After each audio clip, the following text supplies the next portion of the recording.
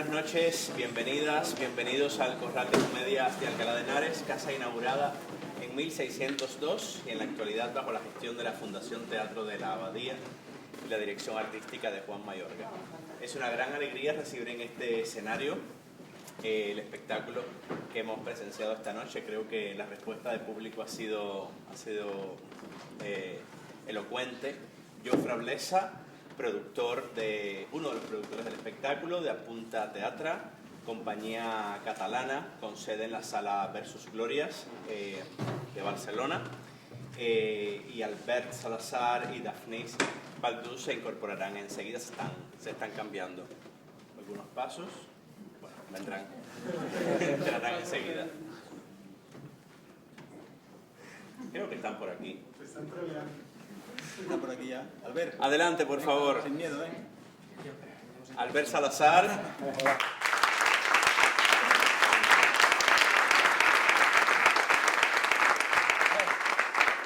Estábamos comentando un poco sobre el... Bueno, Jofre, por favor, cuéntanos un poco sobre el origen de este proyecto, este texto de Pau Coya, dirigido por Nelson Valente. Cuéntanos cómo surgió este proyecto. Bueno, primero de todo, muchísimas gracias por el caluroso recibimiento que hemos tenido aquí en Alcalá. Daphnis Baldús.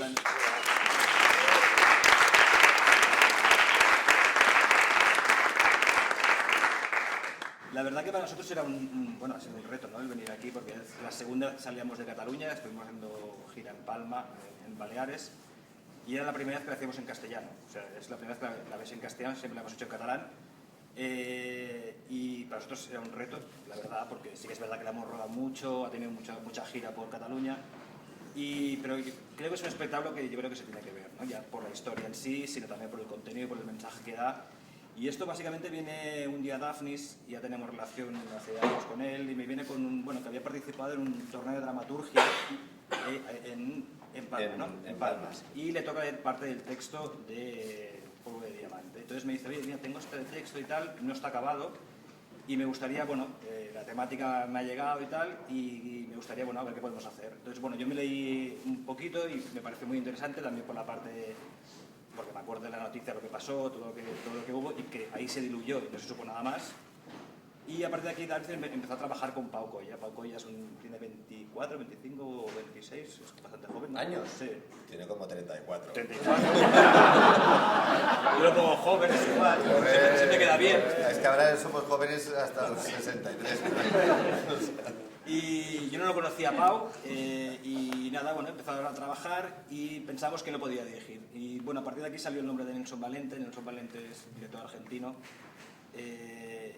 que, ha hecho diferentes cosas. Y él justamente estaba en Buenos Aires, yo le pasé el texto, y la primera versión del texto él empezó a leer y dice, no me cuadra. Sí que me cuadra, pero hay mucha cosa aquí que yo tengo que limpiar, ¿no? Entonces, me acuerdo que hubo unos zooms allí, que tal, que no sé qué, y al final dice, mira, yo sí, o centramos el tema, o realmente yo no lo quiero dirigir, porque estaba dirigiendo en Corrientes, en Buenos Aires, tenía dos grandes espectáculos, y tengo que ir para Barcelona, y yo quiero algo más, me gusta mucho la idea, pero... y ahí empezó a desgranarse un poquito, aparte de esta historia, el trasfondo realmente de una historia de amor, ¿no?, que es realmente lo que se ve, y cómo traspasaba algo más, que es lo que a mí también ya me gustó, que era bastante extrapolable a no una relación homosexual, si puede ser heterosexual o lo que sea, ¿no? Al final hay diferentes capas aquí, y a partir de aquí, faltaba el partener. Él me comentó Albert estaba con mil historias y tal, yo sabía que iba al Teatro Nacional de Cataluña a hacer un espectáculo, digo, mira, yo creo que va a ser complicado. Se lo propusimos, que sí, y al final sí, entró Albert, y a partir de aquí se generó como una dinámica de equipo, yo creo que por la temática que había, era como muy respetuosa, ¿no? No queríamos entrar en una dinámica, a tocar temas de una manera bastante banales, sino que queríamos, entendimos que queríamos trabajarlo como una pequeña familia que éramos, que al final hemos sido 8 personas trabajando en este proyecto. Y sí que es verdad que la estrenamos en nuestro teatro y se generó un boom, ¿no? Un boom a través de, sí que el colectivo nos ayudó mucho, pero lo que nos sorprendió, que aparte del colectivo, que sí que lo entendió como una reivindicación de, de esa lucha que estamos intentando mantener siempre, toda la gente que venía se sentía muy interpelada, ¿no? Y a partir de aquí, bueno, empezó todo este recorrido, que llevamos ya 2 años casi, 2 años entre giras y hemos ido a un teatro un poco más grande. ¿Has recibido premios al espectáculo Sí, también? tuvimos el premio al mejor espectáculo de proximidad del 2023, creo que fue, o 24. No, el año pasado. 24. Sí. Sí. Luego hubo el mejor premio de la crítica, el mejor autor novel. Bueno, ha sido este espectáculo que de tanto en cuanto sale, lo tienes que cuidar y del cual estamos realmente súper agradecidos, ¿no? Y más hoy aquí con la respuesta que hemos tenido ya es ya feliz. Esta relación entre la realidad y la ficción y cómo después se genera en una dramaturgia textual y escénica también, en la que se sale, se entra, se cambia, le da una gran velocidad, también un ritmo al espectáculo, le da como algo muy, muy particular. Contadnos un poco, Daphnis y Albert, cómo ha sido este proceso de gestación del proyecto, desde lo textual hasta lo escénico. ¿Agotador? No. No, bueno, un poco lo que ha dicho Jofra. Yo empecé a... Claro, a ver, lo del que el texto no estaba terminado es porque en los torneos de dramaturgia, que seguro que algunos los conoceréis, los textos solo pueden tener... Tienen que durar, son lecturas dramatizadas que tienen que durar como 35, 40 minutos como mucho. Claro, con un texto de 40 minutos no vamos a ningún espacio comercial, porque necesitamos tener 1 hora y pico para que sea un espectáculo un poco más sólido, ¿no? Entonces eso era seguro que se tenía que trabajar y que se tenía que alargar. Teníamos que estirar esa historia y ver desde dónde. Y entonces, entre reuniones que tuvimos primero Pau y yo, porque antes de que Nelson estuviese en el marrón, digamos, y luego Nelson, que también es dramaturgo, con Pau, y con las necesidades que tal y las cosas que íbamos ensayando, realmente se acabó de cerrar el texto cuando estábamos ensayando ya. Porque la primera escena apareció de repente un día que estábamos ya de ensayos, que fue como, estupendo, es como que tenemos unos minutos como para presentar algo sin que tenga nada que ver con el contenido de lo que después vamos a contar, ¿no? Que solamente hay un juego de los actores y el público, pero luego podríamos contar cualquier otra historia, digamos. Y a partir de ahí ya se desarrolló y se potenció lo de la historia de amor, porque de alguna manera es lo que nos increpa a todos, ¿no? O sea, todos hemos tenido un desamor, un amor, una ilusión, un fracaso. Entonces eso era como, hostia, de esta manera pensamos todos que podíamos llegar realmente a contar esta historia y que todo el mundo se pudiera sentir identificado en algún pasaje de esto. O si no todo el mundo, la mayor parte del público posible, que al final es para quien hacemos las funciones. Al menos pienso yo eso. No sé si te he contestado mucho a la pregunta, porque estoy un poco más para allá que para acá. Pero... Sí, decimos siempre que estos coloquios después de la función no tratan de explicar nada, porque el teatro es una experiencia, sabemos, inexplicable, ¿no? Pero es también un momento muy disfrutable y lo demuestra también, creo, la asistencia del público, que siempre os agradecemos mucho este acompañamiento que hacéis en la programación del Corral y de la Abadía. Y también este intercambio sobre cómo se hace el teatro por dentro, me parece que es muy interesante para todos nosotros quienes estamos fuera, ¿no? Albert, hay algo aquí también curioso, se ha dicho, lo ha dicho Jofra antes, el cambio de lengua, del catalán al castellano. Son 2 idiomas diferentes, aunque sean 2 extraordinarios actores bilingües, como han demostrado. Perdona, a ver, ahí te corto porque esto fue una cosa... Ellos han ensayado una semana, ¿no? Y yo pensaba, digo, ¿para qué ensayan? Digo, pero si nosotros podemos... Eso te lo crees tú. Que tú en un escenario te vas a poner a traducir simultáneamente y digo... El productor siempre quiere ensayar poco. Yo voy a traducir. Y pagar menos. Y pagar menos. Con nada. Digo, yo creo que en 2 días lo hacéis. En 2 días... 2 días... Porque aparte, claro, parece a la velocidad que tenemos que decir estas locuras. Green de WhatsApp, tal, no sé Y qué. además con los movimientos escénicos, con los saltos, las carreras. Se nos ha escapado, lo que pasa es que ya se ha notado. Bueno, Pero sí, yo he dicho un sisplau con una catedral. ¿Qué he pensado? Telón. O sea, Somos bilingües. telón, por favor. Y además está grabando, ¿no? Está muy bien, es parte del encanto de la imperfección del teatro, es esa también, ¿no? Esa belleza también. Cuéntanos un poco, Albert, ¿cómo ha sido el viaje? un Cristo. Del cambio de idioma, bien. O sea, es algo que ya se suele hacer cuando haces teatro en catalán y quieres que la obra gire por fuera del territorio. Ya sabes que O sea, es un trabajo que se suele hacer. Y creo que hemos tenido bastante facilidad. Pero bueno, hoy era la primera función que hacíamos en castellano y había nervios igualmente, Sí. estábamos un poco con los huevos aquí. Sí, porque aparte No se ha notado nada. aparte que es la primera vez, no sé qué, luego, bueno, cosas internas de pues, gente que venía, de posibilidades que puedan surgir, y luego hay algo que esto, yo es la segunda función que hago en este teatro vuestro. Bueno, hice 2, pero quiero decirte, la segunda obra, ¿no? Y hay algo de este teatro que te acojonas, porque es como, esto tiene que salir bien aquí. O sea, es algo como que aquí no puede salir mal nada. Y bueno, quieras que no, es una presión motivadora, pero es una presión al final. Y estábamos ahí un poco, sí. También hemos llegado esta mañana, bueno, claro, es que es esta cosa de la gira, que llegas el mismo día y es, puf, el tren, el tal, no sé qué. Pero también sé que es verdad que se ha de reconocer una cosa, aparte de que nos reímos y tal, o sea, ellos acaban de hacer, hace una semana, 2 semanas, salen del Teatre Lliure de una obra de 6 horas, de los cuales los dos son casi son protas, ¿no? No, O sea, él es prota, yo. él es prota. Lo que son 6 horas de espectáculo, ¿no?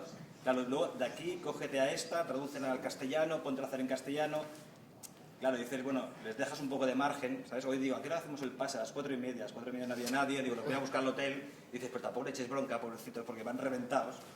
Y al fin, pero dices que bueno, que al final sí que es verdad, ¿no? Que al final, hostia, que luego lo ves desde fuera, como productor, y dices, bueno, que ha sido un viaje complejo esta semana, ¿no? Verlos ahí, que cómo estaban tirando, digo, hostia, qué complicado es hacerlo, ¿no? Es que la función es muy exigente, joder, que es muy placentera de hacer también, porque nos lo pasamos muy bien, pero es muy exigente, porque es muy física, es muy rápida, o sea, hay que cambiar en nada de una situación, de un tiempo, de tal, de personaje, o sea, hay que estar muy, bueno, en todas las funciones, en realidad, pero hay algunas que creas que no, hay algo como menos, que son más llevaderas, no sé cómo decirlo.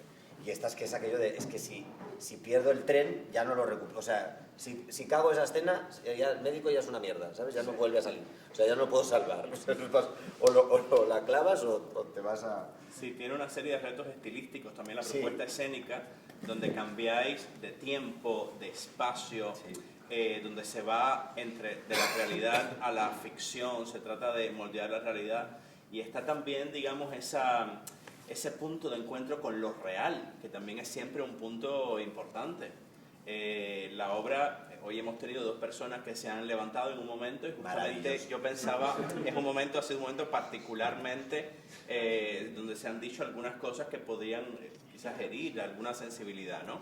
¿Habéis tenido algún tipo de experiencia así durante las funciones? Esto, lo mismo. O sea, es esto, que se levante gente en según qué momentos que decimos según qué cosas, pero bueno, quiere decir... Nos ha pasado Sí. en varios bolos, sí, sí. Sí, Pero significa que hay que seguir haciendo estas claro. funciones. Como que todo Sí. coge más sentido. Perfecto, se van. Bien. Estamos donde tenemos que estar. Claro, es la realidad. Sí, sí. ¿Comentarios, preguntas?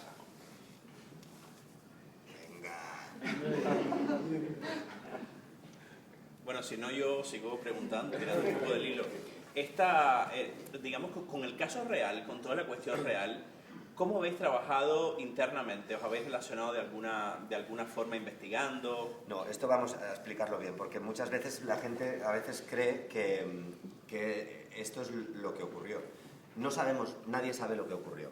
El chaval nunca dio ninguna entrevista, no hizo la única declaración donde se le pilla a él, que son los periodistas en el portal de su casa, lo que hacemos un poco.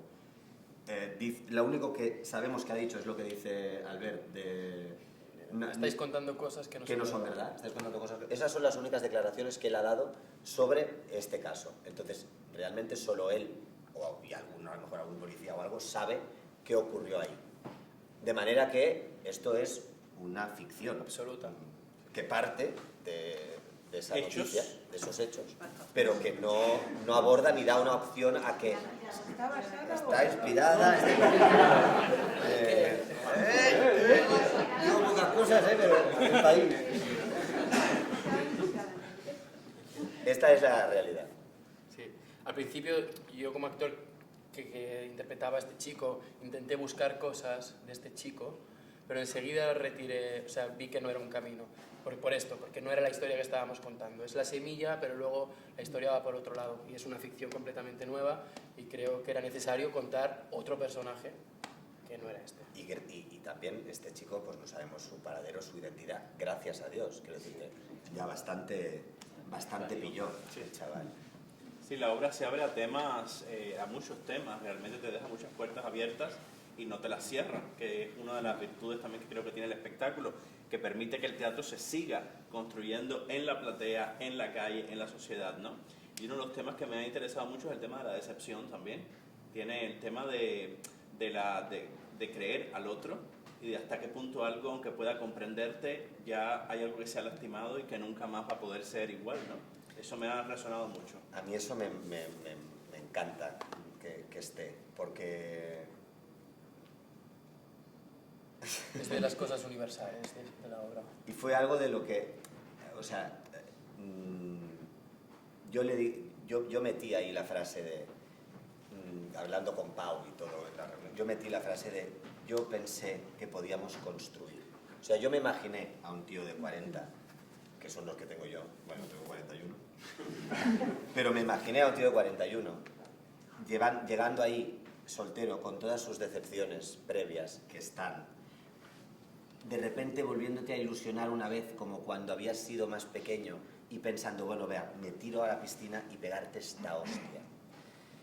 Y sentir eso, de decir, hostia, por una vez que creo que podía volver a construir y me pasa esta mierda y no sé si lo voy a poder superar. O sea, y claro, esto, Pau, que tiene... al final son como 10 años que ves las cosas de otra manera. Y hasta que no tienes esos años, por mucho que te digan, no te enteras. Y es así, es que es así, o sea, es así. Y yo pensé, si podemos meter esto aquí, lo de la crisis del cuarentón, que de repente se encuentra con este pavo que es más joven y que tiene todavía tal la energía y tal, no sé qué, y que pueden juntarse, porque eso también ocurre, ¿no? Pero que se pega esa hostia y pensaba, joder, los de mi edad van a entender muy bien lo que tú debes estar ahí, eres más joven que yo. Yo soy. Más por eso te... ¿No? O sea, hay algo como bueno, de lo que nos pasa no es lo mismo, bueno, en cosas coincidimos, pero no es lo mismo lo que te pasa con 20, con 30 que con 40. Ya veremos cuando llegue a los 50. Ya volveré con otra obra. A ver. Pero me gusta que te haya llamado, porque creo que es una de las cosas que también de repente pudimos meter y que cabía en la historia, ¿no? Porque yo también tenía que entender por qué este tío no podía superar esta mierda, por qué no podía perdonarle o aceptar que se había equivocado y superar ese error. Y me gustaba el hecho de decir, es que no va a poder hacerlo. Y puedo entenderlo, pues hay que defenderlo de alguna manera, yo qué sé. Está guay que todo sea como comprensible, aunque no estés de acuerdo, ¿no? Y no puedas convivir con ello, aunque lo entiendes, pero... Y poderlo decir, Sí. no te voy a poder comprender, no voy a poderlo asimilar. Y entonces y por eso desaparece, que es lo que dice él. ¿Alguna intervención? Una por ahí. Bueno, primero enhorabuena, el texto maravilloso. Yo quiero discrepar una cosa. Cuando dices que no se sabía el tema de todo, sí se sabía, porque salió en prensa, salió en El País, salió en El Mundo. En el portal Sangay se hizo una investigación sobre ello.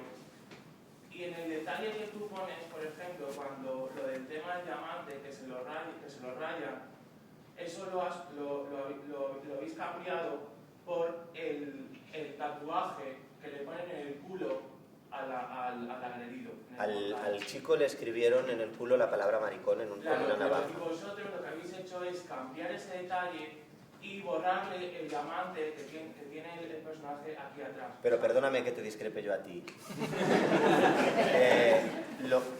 Eso salió, hay cosas de las que tú has dicho que salieron en los periódicos, Sí. pero nunca sabes la versión, el chico nunca dijo lo que ocurrió.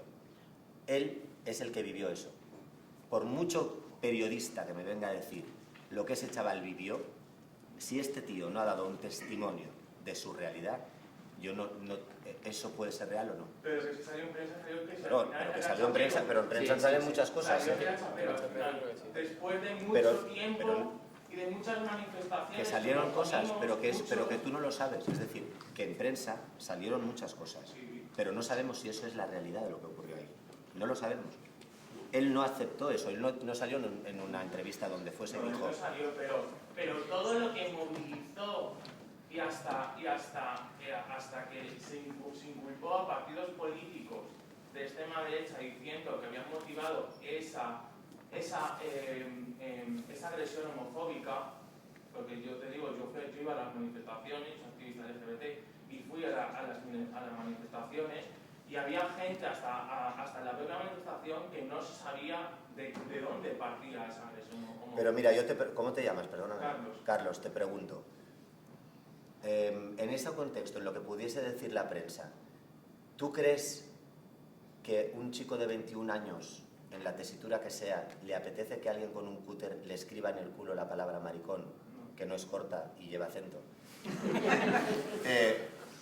Entonces, quiero decir, aquí nadie sabe lo que ese tío vivió.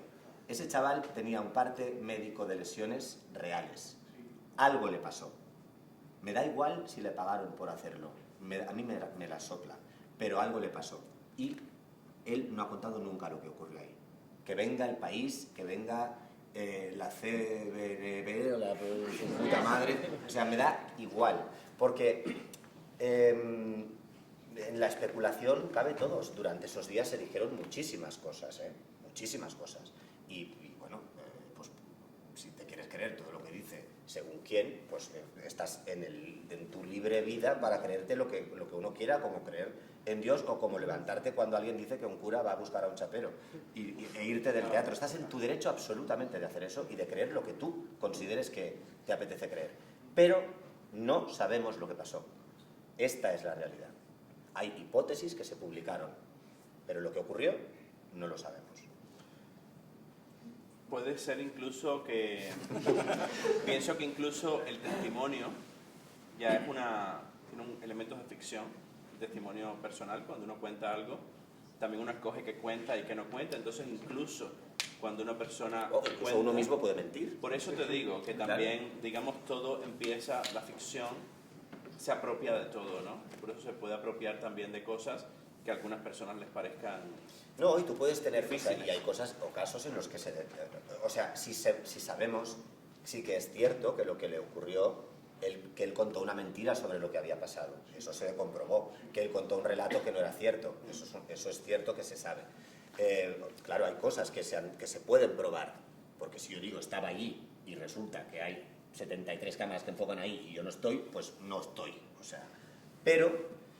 hay toda la parte real de su motivación, del por qué decide mentir, del por qué hace eso, de quién le hace eso, porque luego está la otra pregunta, que dices, bueno, no, es que claro, si le pagas a una persona y yo le quiero hacer eso y le pago y él acepta, y la pregunta es, ¿de dónde te nace tener que escribirle a alguien cualquier palabra en el cuerpo con una navaja?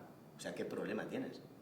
Esa es la pregunta original a la que voy. O sea, ¿en qué momento, que es lo que decimos aquí también, o sea, ¿en qué momento a ese señor o a esa señora o a quien sea que le dice eso, se le pone la polla dura escribiendo con un cúter maricón en la carne de un ser humano? O sea, ¿qué te pasa? ¿Me entiendes? O sea, esas son las preguntas a las que a mí me gustaría llegar, ¿no? Salió otro caso mientras estábamos trabajando el texto, que yo lo descubrí un diciembre, al verano siguiente, en Madrid, hubo un caso de una banda que no recuerdo dónde eran, que habían venido a Madrid, que habían alquilado un Airbnb y que a través de Grindr, de la aplicación de citas gays y tal, quedaban con gente, les drogaban y les robaban todo. Y de hecho, abrieron un piso y tuvieron como 14 ordenadores, o sea, encontraron de todo. Y lo encontraron porque una de las víctimas, porque estos no tenían sexo con las personas robadas, digamos, iban a robarles y ya está, pero hubo uno que drogó al chaval, lo dejó cao, se lo folló cuando estaba drogado, y el chaval al despertarse vio un trozo de condón, del papel del envoltorio del condón, o sea que el tío se lo había follado mientras el otro estaba cadáver. que es esa cosa de decir, que, bueno, lo que le pasaba a Giselle, es que de repente el texto hoy, con el caso de la señora esta francesa, tiene más sentido aún de lo que es la frase que yo digo, ¿cómo es posible que se te empalme con un cuerpo inerte allí? O sea, ¿en qué momento eso es placentero? Esas para mí son las preguntas que deberíamos intentar responder e intentar solucionar, porque ahí parte la locura, ahí parte lo dañino de las cosas. Porque tú, por mucho que necesites el dinero o estés desesperado, no te dejas en tu puta vida grabar nada en un cúter en tu carne. Y hay alguien que le apetece hacerte eso. Joder.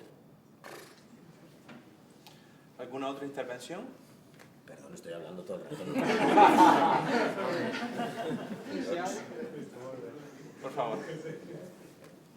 Primero quería felicitaros por un trabajo excelente, magnífico y todo lo que se diga respecto a la puesta en escena es poco.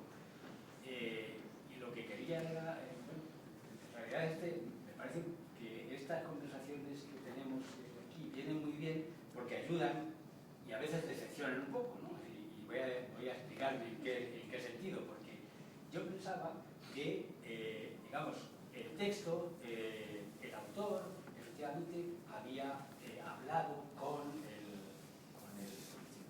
Samuel, el chico, y que el texto sale de ahí, ¿no?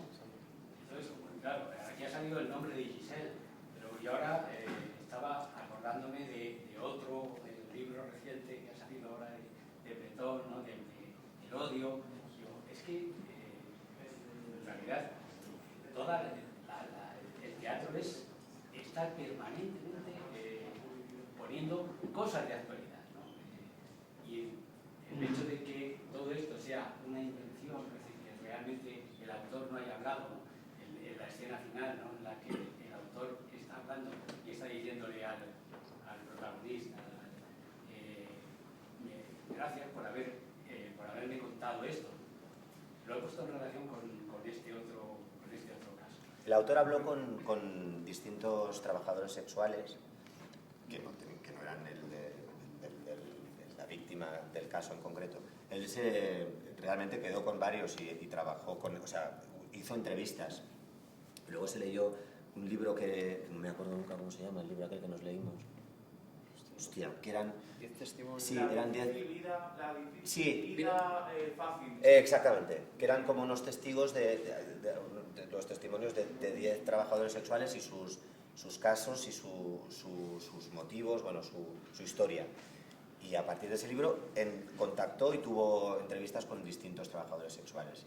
Y de ahí también bebe un poco esta escena que está comentando usted. Sí, pero bueno, era eso simplemente, ¿no? Es cómo los hechos se van luego repitiendo y respecto al libro el odio que comentaba, que el problema que hay es que no se ha tenido en cuenta a la mujer, ¿no? Pues que aquí sí que se había tenido en cuenta, claro, que pensaba que ya... Pasan tantas cosas. Sí, los bucles de la ficción también. La ficción te hace caer en unas trampas también para abrirte, hacerte pensar en otras cosas, ¿no? Utiliza algo y también utiliza también el artificio, el engaño. Es parte consustancial de la ficción para llevarte a otros lugares de reflexión. Como parte de si está basado o está inspirado, ¿no? Ese Sí. mundo tan bonito que hacéis en el texto lleva también a que... Pensad que Albert y yo no nos hemos acostado nunca. No se ha dado la ocasión. Tenemos tiempo para una última intervención. Por favor. Lo primero, felicitaros. Gracias. Y luego, si habéis tenido la fantasía de pensar si ve esta obra de teatro, ¿cómo se sentiría él viendo esta obra? ¿Se estaría decepcionado? ¿Estaría, no sé? Si alguna vez tuvisteis esa fantasía, Yo si algún día la ve, prefiero no saber que está, en general. Y luego, al final, es que hay que entender que la obra no va de él. Es que yo no sé nada de la vida de este chico. No sé si ha estado enamorado alguna vez, si tuvo una relación, si no, no tengo ni idea. O sea, bueno, es como cuando hay muchas funciones, ¿no?, que surgen de una noticia. Y ya. Yo hice una vez una función hace muchos años de una noticia que salió en Alemania, donde un tío había puesto un anuncio en los periódicos solicitando personas que quisieran ser comidas literalmente, y tuvo que descartar. Y eligió a uno y se lo comió. Y estaba todo grabado y había un vacío legal porque no se sabía, porque claro, eso era un asesinato, pero no exactamente, porque el otro se estaba dejando matar. O sea, hubo una historia, claro, y hicimos esa función. Me decía al director que no tengo ni puta idea de por dónde empezar esta mierda. O sea, yo era el comido, yo era el que iba a que se comieran. Y era como, vale, ok, y eso partió de esa noticia, pero evidentemente el autor, y el autor que era el director, nunca, bueno, ni se le pasó por la cabeza ir a Alemania a intentar hablar con ese tío que estaba en la cárcel. O sea, ¿sabes? A partir de ahí inventó unas cosas, se planteó qué motivos puede tener alguien para ir a ser comido y qué motivos puede tener alguien para solicitar comerse físicamente.